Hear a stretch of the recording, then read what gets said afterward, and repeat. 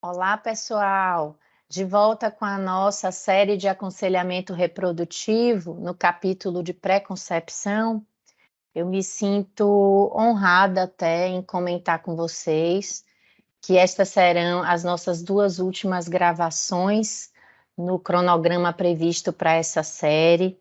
Uma série que foi acolhida pelo Telesaúde Bahia, apoiada pela CESAB, pela SAIS, pela Direção de Gestão de Cuidado em Saúde da Mulher, uma parceria estabelecida com a universidade no que tange a inauguração de um programa assistencial que hoje temos na universidade chamado Programa Apoiar, e nesse programa seria de fundamental importância que estivéssemos em parceria com a nossa Secretaria do Estado, uma vez que a proposta é de acesso precoce, de intervenções oportunas, para que tenhamos melhores resultados gestacionais, perinatais, no empenho que temos tido em manter a capacidade reprodutiva feminina na visibilidade das demandas de ação em saúde. Já é de longa data sabido que os direitos sexuais e reprodutivos envolvem uma série de temas sensíveis em saúde, e este é mais um deles. Muitas vezes foi deixado de lado ou um pouco menos investido diante de outras tantas urgências que haviam, como as questões da mortalidade materna, entre outras, mas se percebe que numa visão mais ampla da saúde feminina, na trajetória das pessoas em saúde, seria de suma importância que tratássemos também desse tema.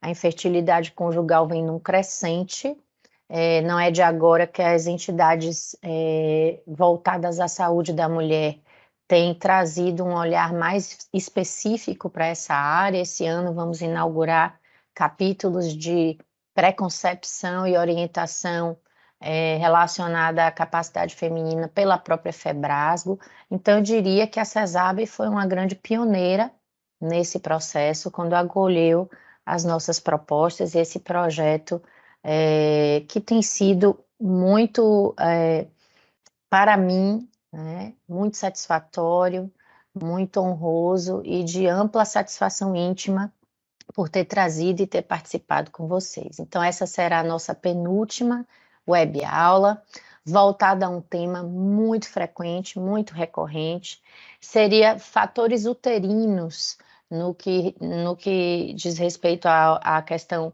de saúde feminina, capacidade reprodutiva, mas nós entendemos que seria muito longo colocar miomas uterinos em meio a outras temáticas menos frequentes, porque os miomas uterinos são, sem sombra de dúvida, uma das patologias mais frequentes na saúde da mulher, uma das maiores buscas de apoio e procedimentos em saúde na nossa região e em todo o Brasil, como vocês vão ver aqui adiante no próximo slide. Então, nós separamos miomas uterinos com exclusividade nesta web aula.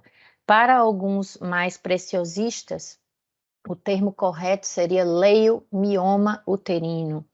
Entretanto, nós sabemos que no uso corrente, coloquial, boa parte das pessoas e boa parte dos profissionais de saúde conhecem o termo mioma uterino ou miomas uterinos, então nós preferimos manter a semântica conceitual mais coloquial para que atinja as pessoas que precisam alcançar essa informação da melhor forma possível, que são os colegas profissionais da atenção básica, os médicos generalistas e, quem sabe, até pessoas, mulheres interessadas no tema.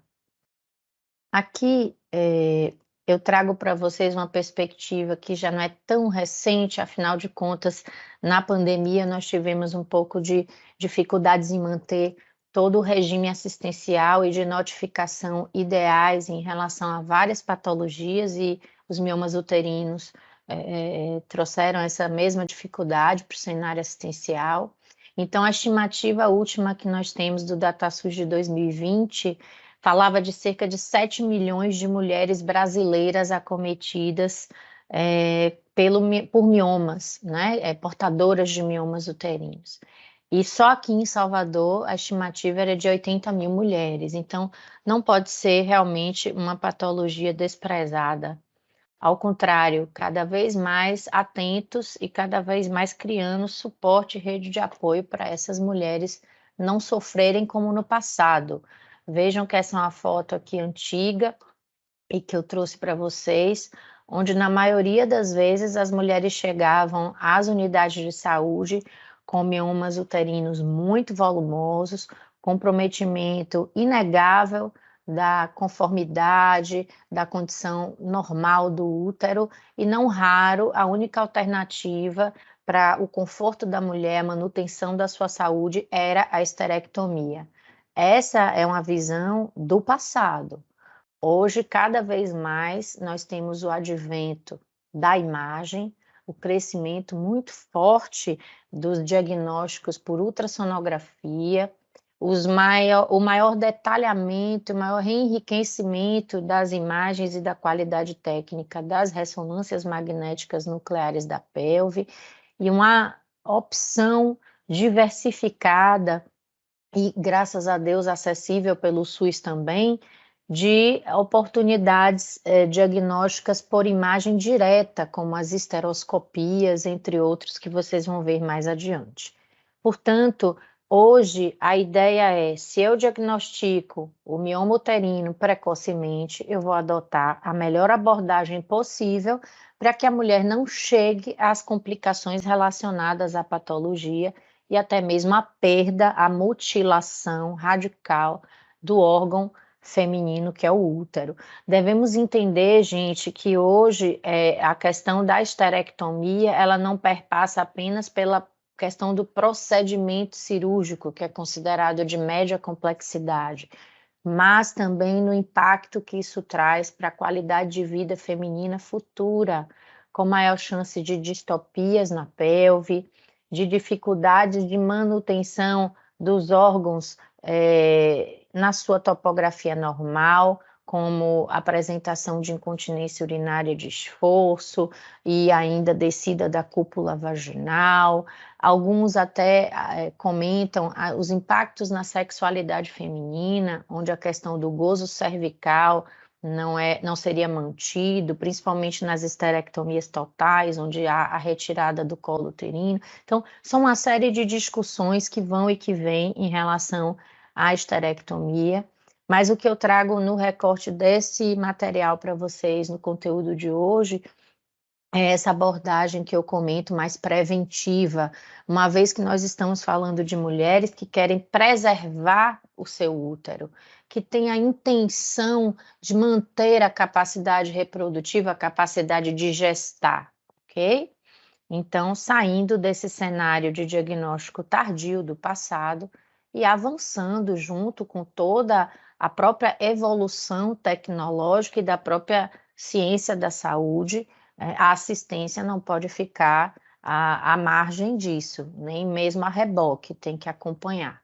E aqui eu trago para vocês, nessa mulher que eu comento, múltipla, entendida na sua condição holística, que os miomas uterinos, quando chegam ao ponto de serem sintomáticos, eles não devem ser relegados a segundo plano. Já diria até que perdemos um pouco desse momento de abordagem mais precoce, mas ainda assim é importante explorar as possibilidades de condutas mais conservadoras disponíveis na atualidade. Então, nós temos os sangramentos uterinos anormais. Quantas mulheres buscam as nossas emergências com quadros de menometrorragia, quadros hemorrágicos perpetuados, chegando à anemia. Então, é muito importante que não desviemos o nosso olhar para a seriedade que isso representa. Um número bem significativo de mulheres passa por isso e algumas vezes ficam perdidas na rede de apoio e de regulação para atender à sua necessidade. Cólicas, cólicas muitas vezes acompanhadas de alterações para defecar ou para urinar, demonstrando que já há ali um comprometimento pélvico compressivo pela presença do mioma ou dos miomas, dores na relação sexual, extremamente desconfortável para a mulher que é portadora de miomas, principalmente volumosos, porque já começa a distorcer a sua anatomia pélvica. Algumas até sentem o seu abdômen distendido, como se já estivessem gestantes, e algumas vezes estão, hein, pessoal? Vamos sempre atentar para essa questão, porque é confundida às vezes a portadora de mioma com a impossibilidade de gestar. Isso não é verdadeiro. O que na verdade se tem é uma grande dificuldade para engravidar, mas não uma impossibilidade plena. Então, muito cuidado com portadoras de mioma, com distensão de volume, etc., e que trazem um relato de um quadro hemorrágico intermitente ou de atraso menstrual, sempre fazer a investigação de gravidez e afastar essa possibilidade. Mas eu estou trazendo aqui para vocês muito mais a questão relacionada de pessoas que têm limitações para esse êxito reprodutivo.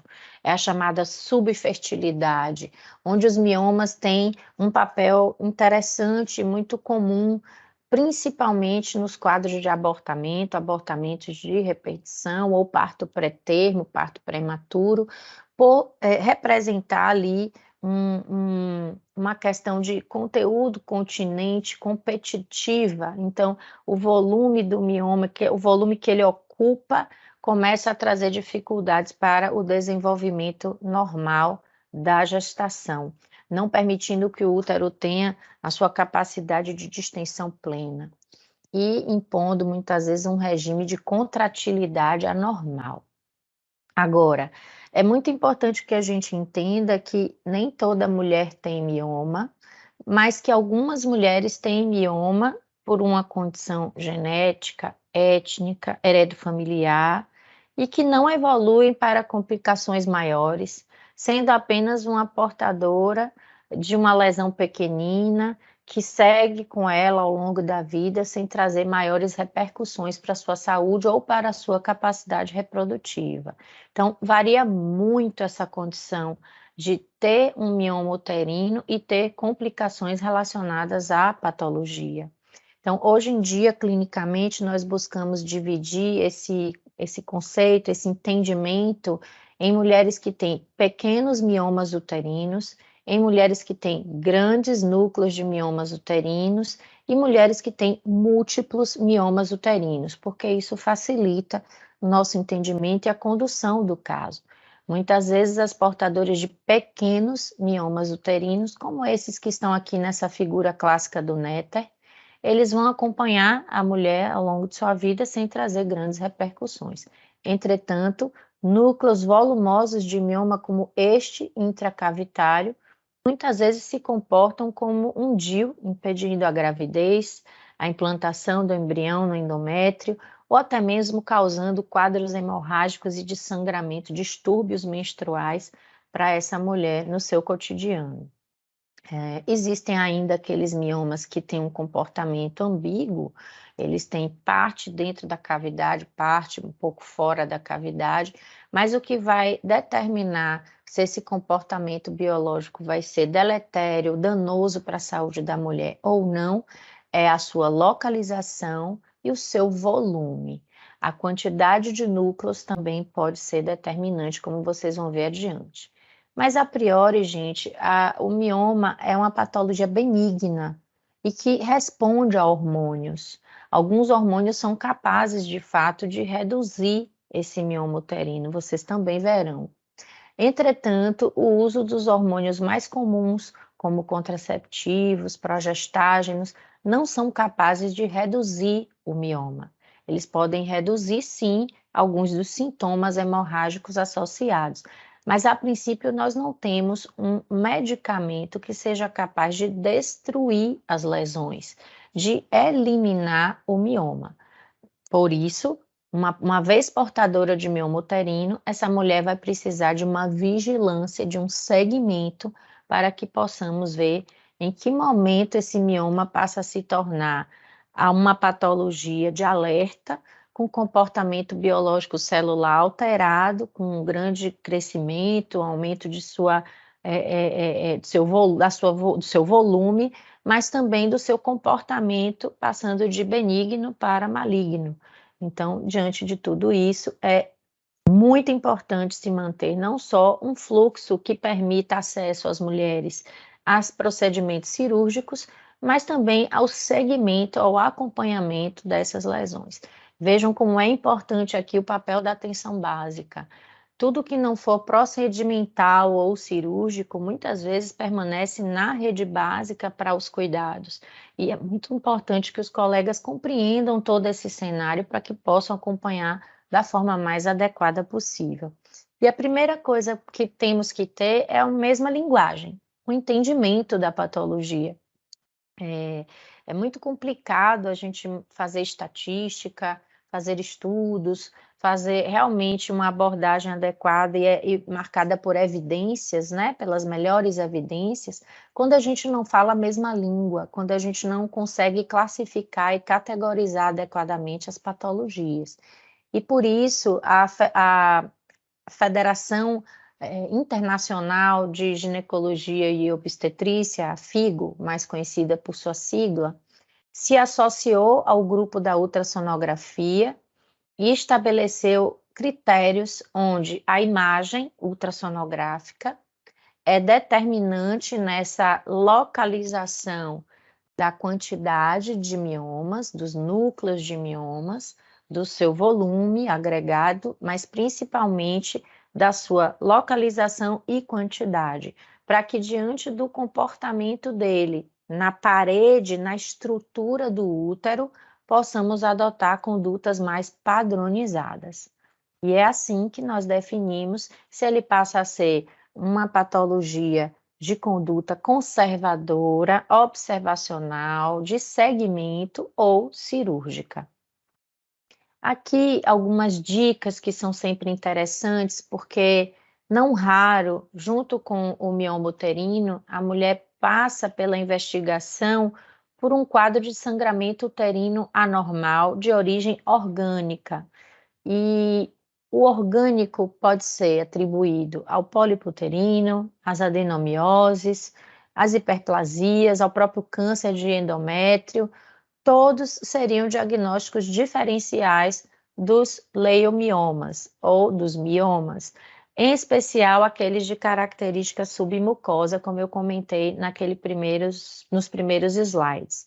Mas é muito importante que entendamos que essa mulher que tem sangramento uterino anormal, que é a principal sintomatologia que leva a mulher a investigar e detectar os miomas, precisa também ter uma visão mais ampla, porque podemos estar diante de uma mulher que seja portadora de mioma, mas que também traga na sua história alguma outra contribuição de disfunção do endométrio, uma coagulopatia, uma disovulia, uma alteração. Nós já temos no nosso conteúdo uma aula muito bacana sobre irregularidade menstrual tratando desse assunto. Questões iatrogênicas, às vezes ela está usando alguma medicação que precipita o sangramento. Então é muito interessante que tenhamos realmente atenção a toda a condição de saúde da mulher e não específica exclusivamente a lesão, né, do útero.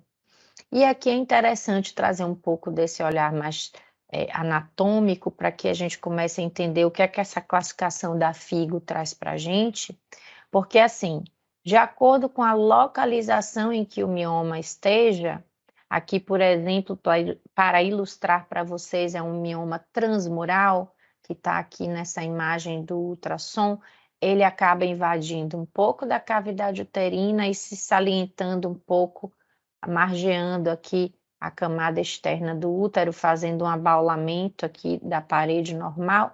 Então, só para ilustrar para vocês, o ultrassom hoje é capaz de mapear claramente e fazer valer essa ilustração que está aqui prevista na classificação da FIGO, para que a gente possa tratar das questões de modo semelhante. Mas daí ao colega extrapolar da imagem e da classificação para a sua conduta, eu quis trazer aqui para vocês uma visão bem clínica. Então, quanto mais interiorizado para dentro da cavidade, pior a receptividade do endométrio. Então, quanto mais ele adentra a cavidade uterina, piores são os desfechos relacionados à condição gestacional. E aqui está essa marquinha aqui envolvendo os números 0, 1 e 2 da classificação. À medida em que ele vai saindo da cavidade uterina e vai adentrando no endométrio, vai depender muito do volume dele. Então, é por isso que o pessoal fez esse desenho com um volume aumentado. Quanto maior o volume do mioma, maiores os riscos de abortamento e de parto prematuro, além de hemorragia pós-parto, que também é muito importante a gente salientar, por fazer parte, o mioma, um elemento a ser considerado nas anamneses obstétricas periparto, uma vez que se trata de um fator de risco para a hemorragia pós-parto, a famosa HPP. Então, é muito interessante a gente entender, né, que em toda a trajetória feminina existe um cuidado, um zelo a ser tomado. Quanto maior o número de núcleos de miomas, maior a discinesia. Bom, o que é isso? Se eu tenho mais do que um núcleo de mioma distribuído na parede uterina, intracavitário, qualquer localização que tenhamos, exceto os subserosos pediculados, que não têm participação no miométrio, mas se eles estão na parede uterina, eles começam a fazer uma espécie de contratilidade mantida, sutil, e isso pode trazer dificuldades para todas as etapas reprodutivas. Podemos ter dificuldades desde a implantação, a manutenção do saquinho gestacional intrauterinamente, até mesmo a taxa aumentada de abortamento, como já citado, e os problemas relacionados à própria gestação e parto. Bom, queria destacar para vocês algo que tem sido muito comentado em todos os congressos relacionados à imagem e saúde da mulher. O chamado One Stop Shot é um momento em que o colega da ultrassonografia é capaz de avaliar várias condições relacionadas à fertilidade feminina no único exame.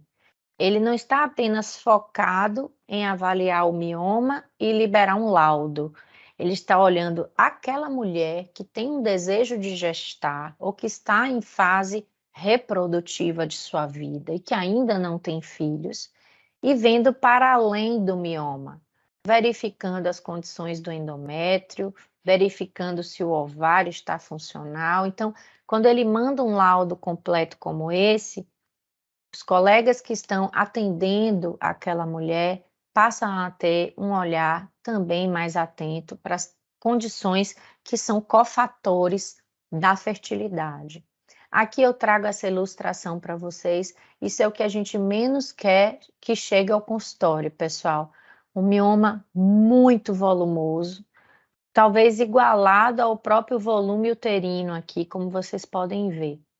A nossa sorte é que nesse exame, nessa imagem ilustrativa, nós temos um mioma muito bem delimitado, que é passível de ser retirado sem prejudicar o útero, ou seja, ainda temos chance, mesmo diante de um mioma tão volumoso, de fazer um processo de preservação do útero e manutenção da fertilidade.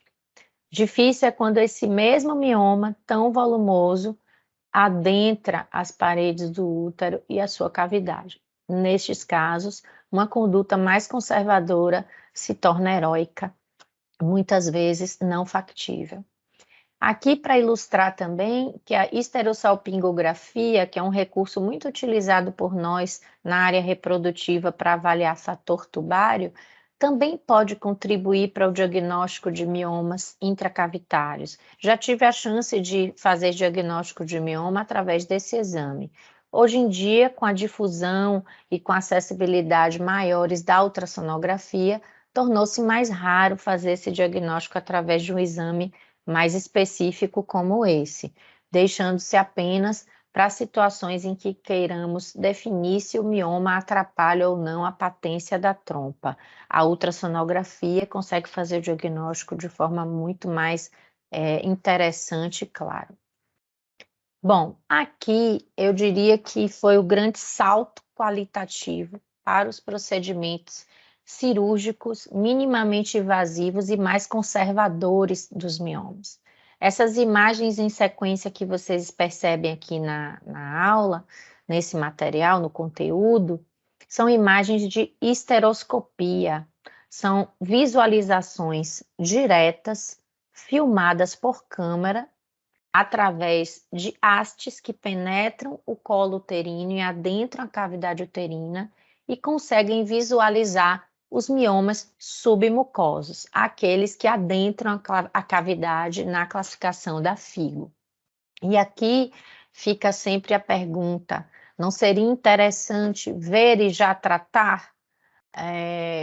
Muitas vezes nos fluxos de atendimento na rede do SUS, nós não conseguimos fazê-lo simultaneamente. As estruturas montadas para diagnóstico e para cirurgia são distintas e as mulheres muitas vezes precisam primeiro de uma etapa diagnóstica para depois uma marcação cirúrgica.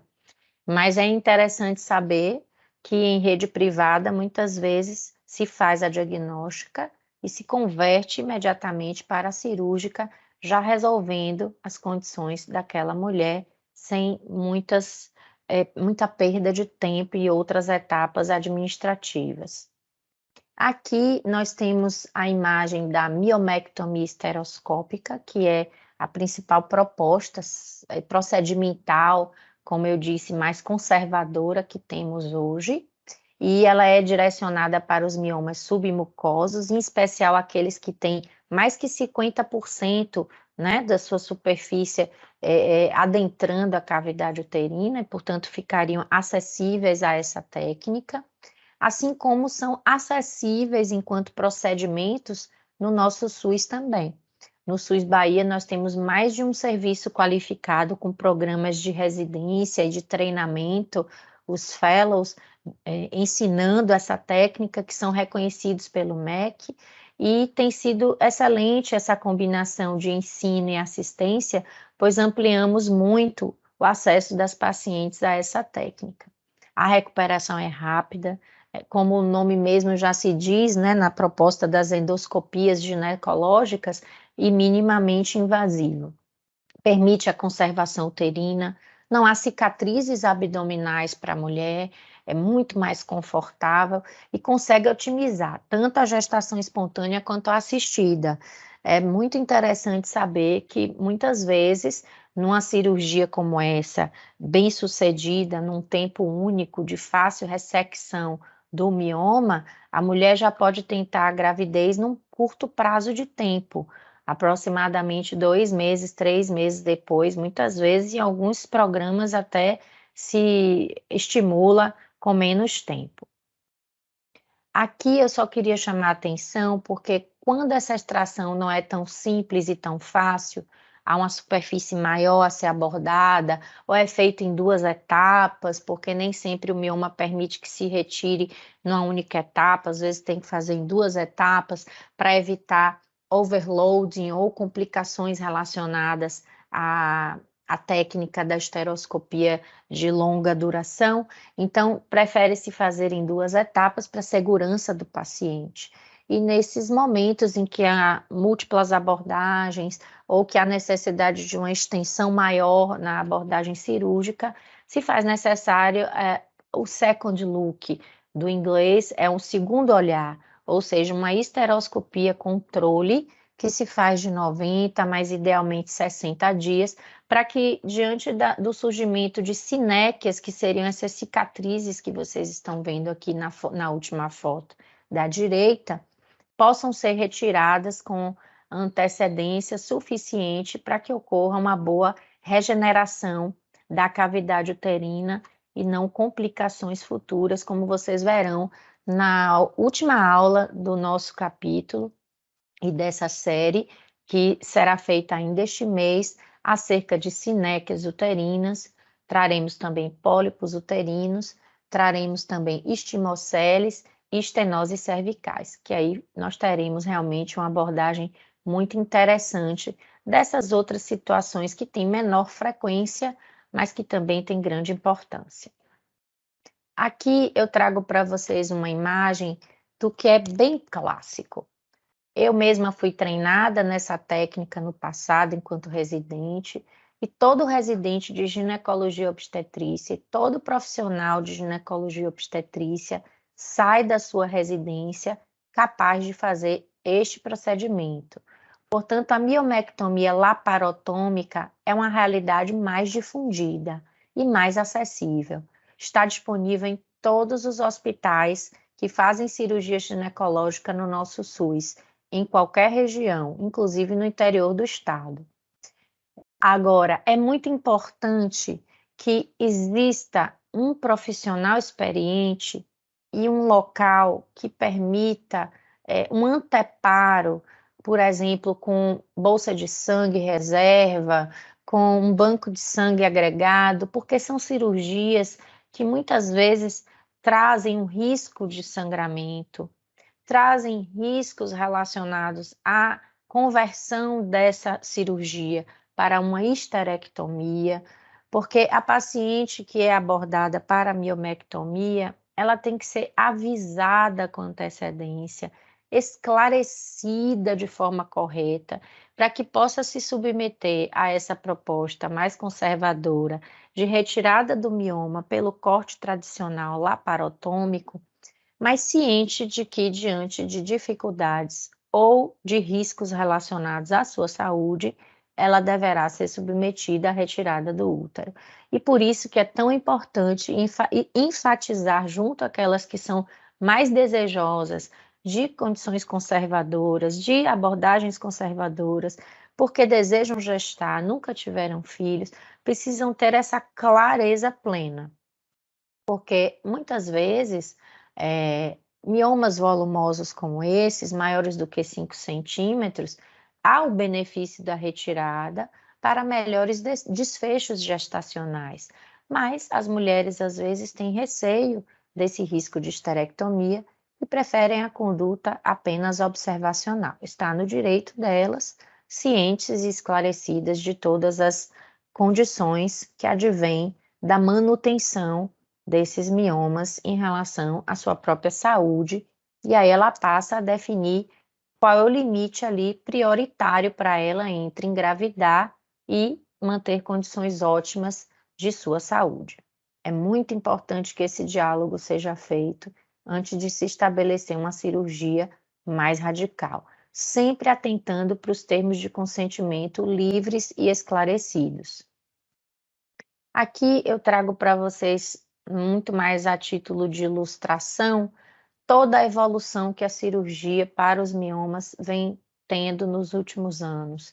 A laparoscopia é, sem dúvida, um salto de inovação tecnológica cirúrgica em nosso meio, em todo o mundo. Aqui eu faço uma homenagem ao professor Cláudio Crispi, que recentemente fez a passagem e que deixou desenvolveu múltiplos empenhos em relação a ensino e assistência, deixando vários discípulos, muitos colegas, alguns aqui em Salvador, inclusive, treinados pela sua expertise, pela sua competência de ensino. E nós temos aqui em Salvador hoje, como referências para cirurgias laparoscópicas, como a miomectomia pelo SUS, nós temos as obras sociais de Irmã Dulce, o nosso Hospital Universitário Professor Edgar Santos e o Hospital da Mulher. São os 3 serviços que nós temos conhecimento que oferecem hoje laparoscopia ginecológica para miomas uterinos. Vocês devem imaginar que as questões de abordagens cirúrgicas hoje no nosso estado têm bastante dificuldades em relação ao equilíbrio da demanda e oferta. Hoje, com uma abordagem de mioma, levando em consideração os miomas uterinos por uma abordagem clássica laparotômica, a fila de aguardo em Salvador está em torno de mais de 300 mulheres no hospital universitário e muito mais do que 700 mulheres no Hospital da Mulher. Não tenho informações acerca da OSID, mas sei que todos os 3 serviços hoje têm uma demanda altíssima, em especial pós-pandemia, com muita demanda reprimida nesse período de maior carência assistencial, muitas mulheres evoluindo com quadros hemorrágicos, sangramento, buscando diversas UPAs e portas de emergência.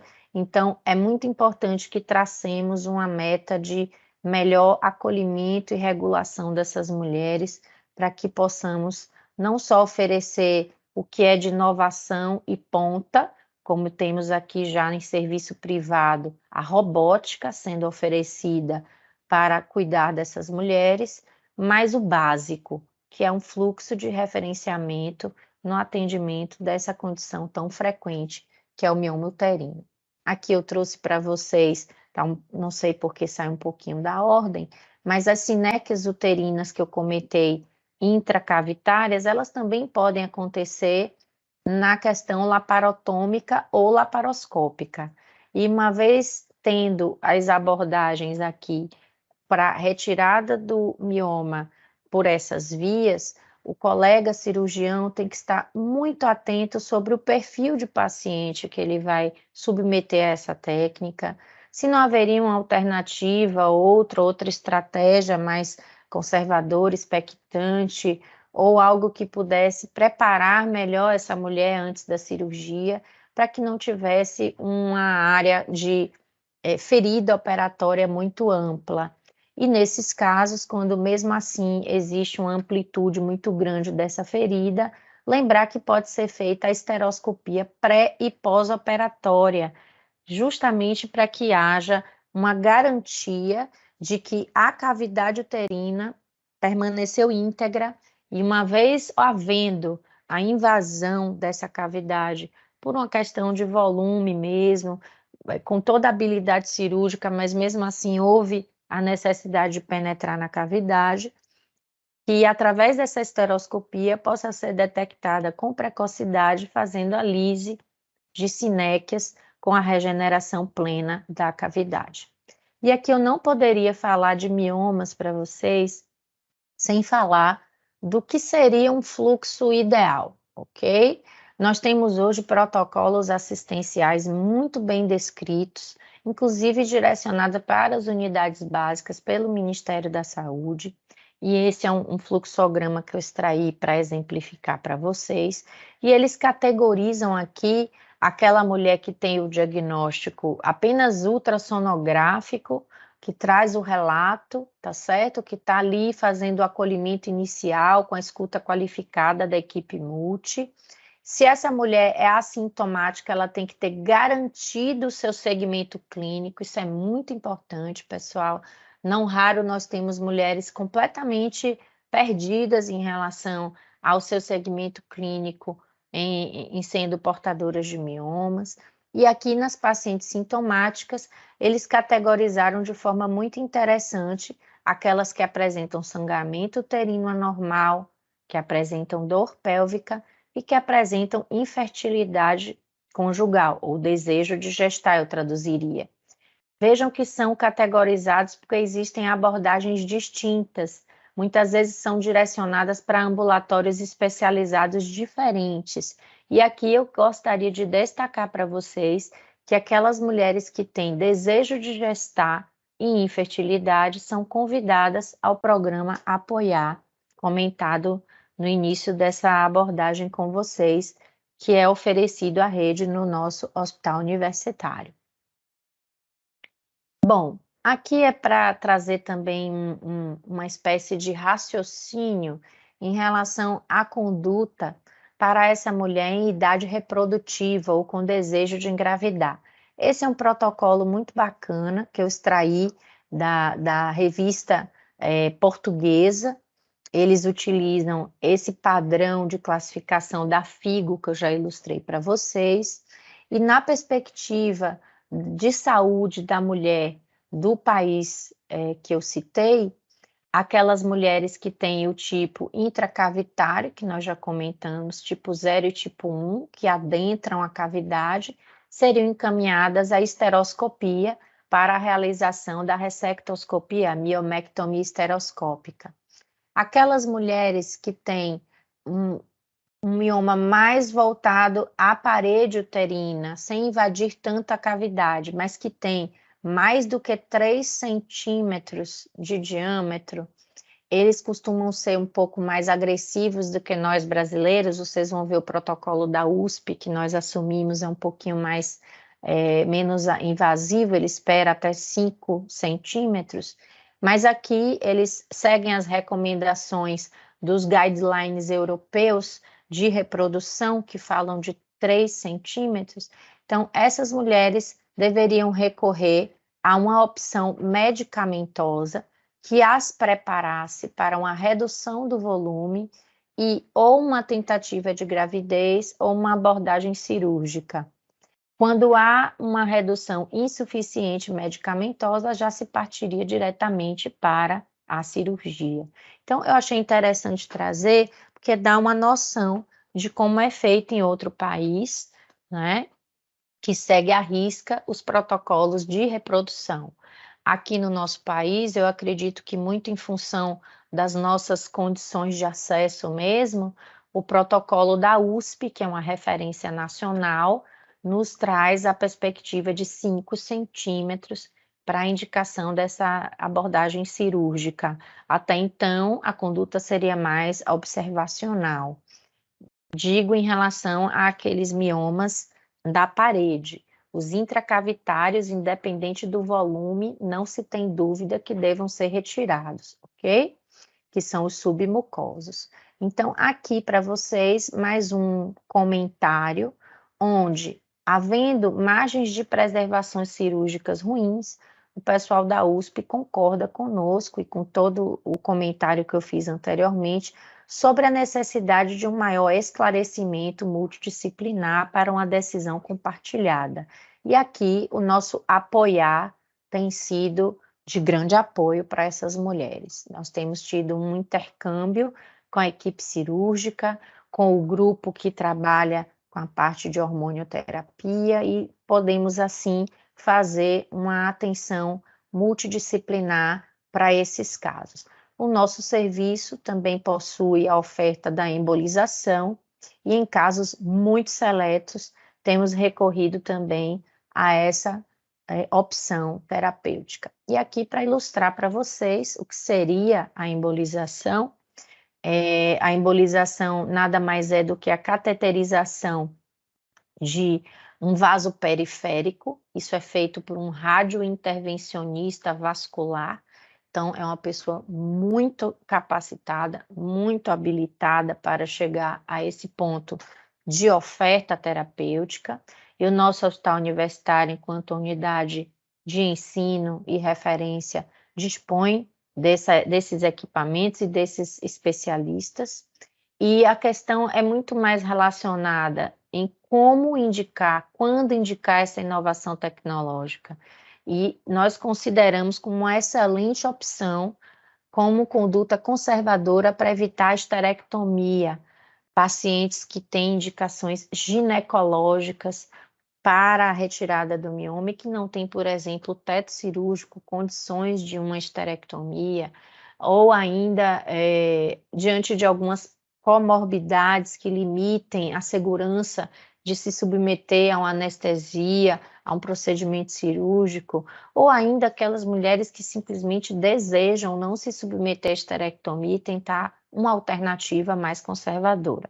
Entretanto, para mulheres que querem engravidar, que desejam engravidar ou manter a sua capacidade reprodutiva, essa é uma técnica muito ambígua, que traz uma série de limites, né, e que tem sido assim considerada de exceção para casos da reprodução.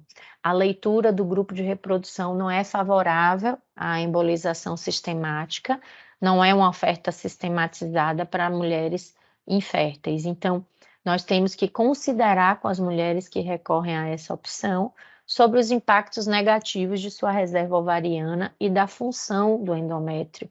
Muitas vezes vemos um tempo alongado para que se recupere esse fluxo ovariano e, portanto, os aspectos ovulatórios e da reserva, e a própria regeneração do endométrio, porque pode haver dano na basal, que é responsável pela proliferação do endométrio, renovação do endométrio, e nesses casos, quando há dano da basal, não há reversão.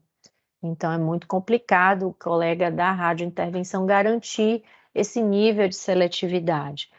Tendem a ser minimizados porque há um investimento nas esferas, na qualidade das esferas, a curva de aprendizado do próprio radiointervencionista vai sendo cada dia melhor, do colega da vascular, mas eu diria que é para casos de absoluta exceção.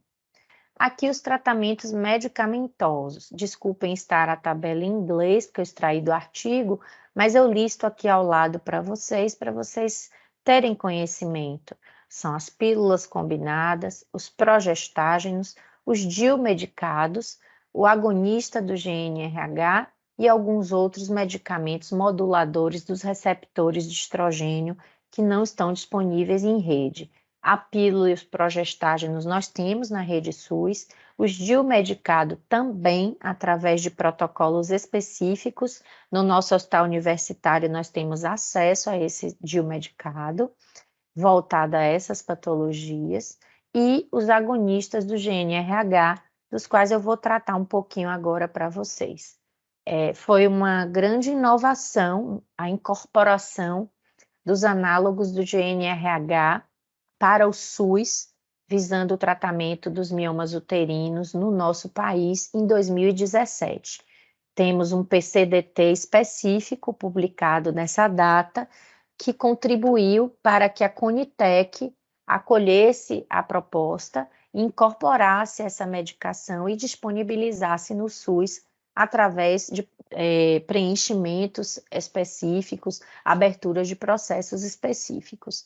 E nosso SUS Bahia, incorporado à rede nacional, vem oferecendo essa opção para as mulheres e para os técnicos profissionais de saúde.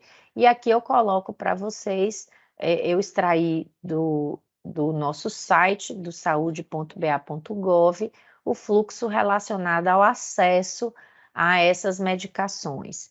É muito comum que a gente tenha o acesso hoje melhor distribuído.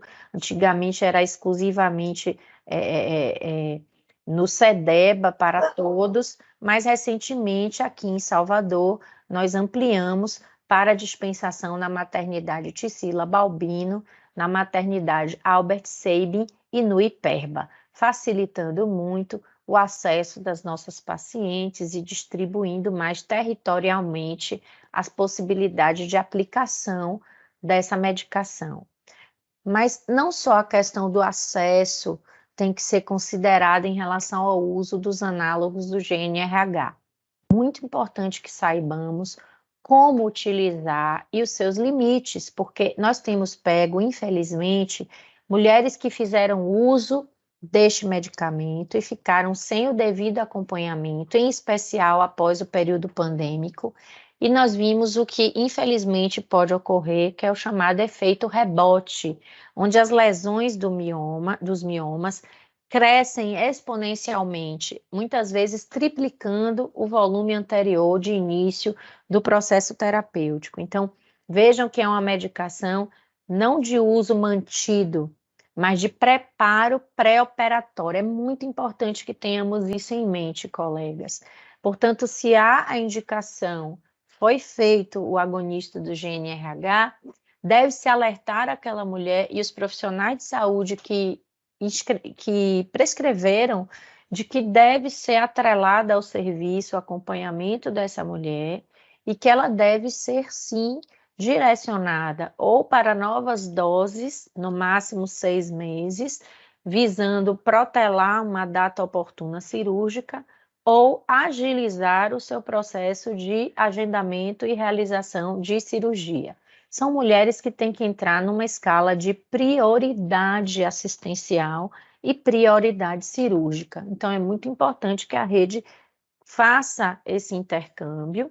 Isso pode ser, inclusive, sinalizado de alguma forma para que essas cirurgias devam ser urgenciadas, em especial aquelas mulheres que apresentaram quadros de anemia, que tiveram todo um investimento nessa medicação e na sua recuperação clínica, para que não percamos mais uma vez a janela de oportunidade criada para que essa mulher esteja em boas condições, com teto cirúrgico e podendo se submeter à sua cirurgia, que vai ter um caráter resolutivo. Lembrar também que essa medicação não pode ser usada ad eternum, não só porque há um limite de dispensação dos protocolos.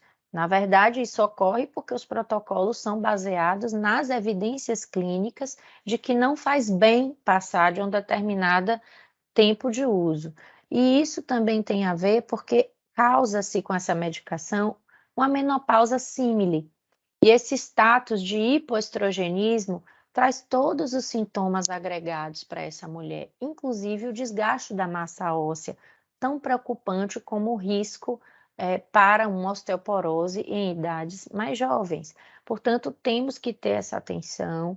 No caso de utilizar ou precisar estender, devemos fazer a chamada add-back terapia para o conforto dessa mulher e para que ela possa também minimizar os impactos negativos de massa óssea, fazendo suplementação com o uso de cálcio. Então, não é simplesmente prescrever e encaminhar o protocolo para dispensação.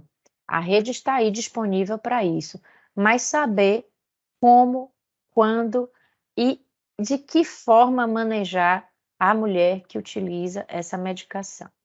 E por fim, para a gente concluir aqui esse conteúdo, que eu fiz um pupurri verdadeiro em relação a essa abordagem que nos propomos dos miomas uterinos, eu queria salientar que é um evento raro, mas pode ocorrer a malignidade dos miomas. Então, é inadmissível que uma paciente portadora de mioma esteja hoje na rede sem segmento. Isso não é aceitável. São situações raras, normalmente os sarcomas uterinos ocorrem em 7 a 8% dos casos de tumores uterinos, mas os miomas, que são patologias benignas, têm em torno de 2% de taxa de malignização. Portanto, não podemos deixar essas pacientes sem acompanhamento.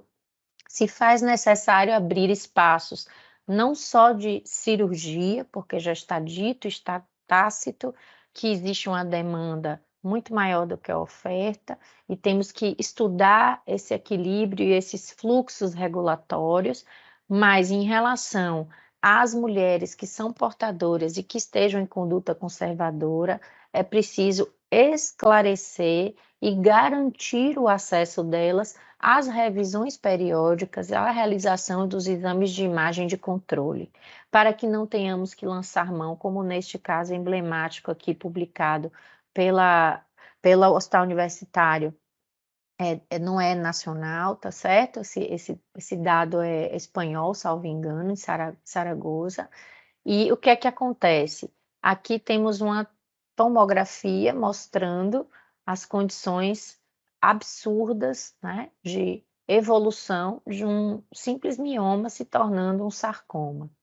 Então, não é possível que nós mantenhamos mulheres sem vigilância. Portanto, seguir essas mulheres a cada 6 meses, no máximo 1 ano.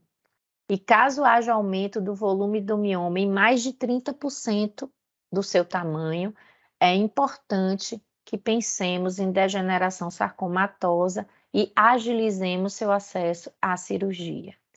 Pessoal, dizer a vocês que, inclusive, nas imagens ultrassonográficas, é necessário que o colega coloque não só como antigamente o volume uterino, mas hoje é considerado boa prática que o colega ultrassonografista descreva cada núcleo de mioma, N1, N2, N3 e assim por diante, tanto na sua localização, definindo distância da cavidade e do manto externo, se chama manto interno e manto externo, o seu volume e as suas características. Quando uma rede conversa, sem dúvida, a paciente se torna melhor assistida.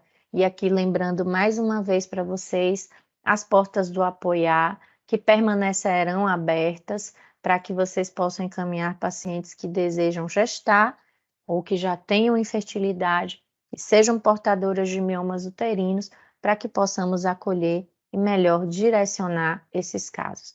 Mais uma vez, a gratidão ao Núcleo Técnico Científico do Telesaúde Bahia, sempre nos amparando e apoiando nessa nossa iniciativa.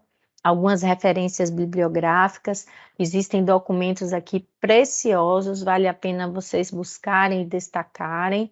E um forte abraço para todos, estimando aí um ano de 2023 de muita luz, muitas conquistas para todos nós, e esse conteúdo disponível e divulgado aí amplamente para a nossa rede. Até a próxima e última aula do conteúdo proposto por esta série neste capítulo.